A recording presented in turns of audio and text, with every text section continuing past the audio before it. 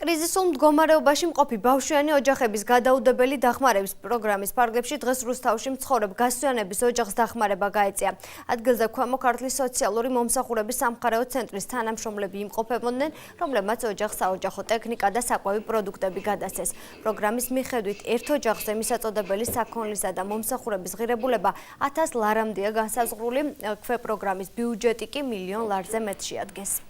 სახელმწიფო ახორციელებს კრიზისულ მდგომარეობაში მყოფი მრავალშვილიანი ოჯახების დახმარების პროგრამას. აღნიშნული პროგრამის ფარგლებში სოციალურ-მომსახურების სააგენტოს, ქვემო ქართლის სოციალურ-მომსახურების სამხარეო ცენტრმა შეფასების შედეგად შეარჩია აღნიშნული ოჯახი და აღნიშნული პროგრამის ფარგლებში ოჯახს გადაეცა მაცივარი, საწოლი და პროდუქტები. ბავშვი არ შეზღუდული მყავს, ფიზიკურად არ მუშაობს, სახლში ვარ.